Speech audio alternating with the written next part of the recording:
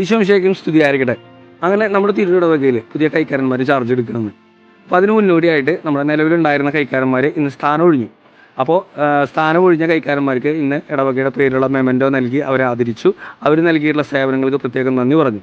അങ്ങനെ ഇന്നു മുതൽ ലാസ്ഫേട്ടനും വില്യംസേട്ടനും ജോയേട്ടനും ഇന്നു മുതൽ സ്ഥാനം ഒഴിയാണ്.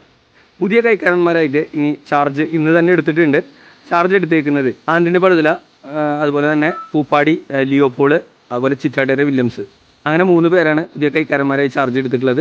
അവർ വിശുദ്ധ ബൈബിളിൽ കൈതൊട്ട് പ്രാർത്ഥിച്ച് സത്യം ചെയ്തിട്ടാണ് പുതിയ ചാർജ് എടുത്തിട്ടുള്ളത്. ചാർജ് എടുത്ത 3 കൈക്കാരന്മാർക്കും വികാരിയച്ഛൻ പൂവ് കൊടുത്ത് സ്വീകരിച്ചു.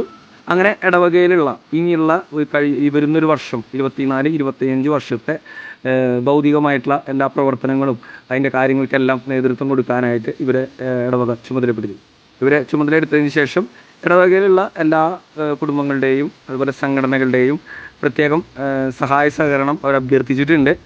അപ്പോൾ പരിശുദ്ധാത്മാവിൻ്റെ വലിയ ശക്തിയാൽ നമ്മുടെ തിരുവിടവക നല്ല രീതിയിൽ അതിൻ്റെ ഭരണ ചുമതല നിർവഹിക്കാനായിട്ട് ഇവർ 3 പേർക്കും സാധിക്കട്ടെ എന്ന് ആശംസിക്കുന്നു. വികാരിയച്ഛൻ താക്കോലുകൾ അവർക്ക് കൈമാറി, കണക്ക് പുസ്തകങ്ങളൊക്കെ കൈമാറി പുതിയ ഭരണ ചുമതല അവർ ഇന്നു മുതൽ ഏറ്റെടുത്തു. അപ്പോൾ എല്ലാവിധ ആശംസകളും പുതിയ കൈക്കാരന്മാർക്ക് നേരുന്നു. കൂടുതൽ വിശേഷങ്ങളും വാർത്തകളും തിരുവിടവകയെക്കുറിച്ചറിയാൻ നിങ്ങൾ ആഗ്രഹിക്കുന്നുണ്ടെങ്കിൽ ടെലിഗ്രാമിലും യൂട്യൂബിലും അതുപോലെ തന്നെ വാട്സപ്പിലും നമ്മളുണ്ട്. അപ്പോൾ നമ്മളെ ഗ്രൂപ്പിൽ ജോയിൻ ചെയ്യുക.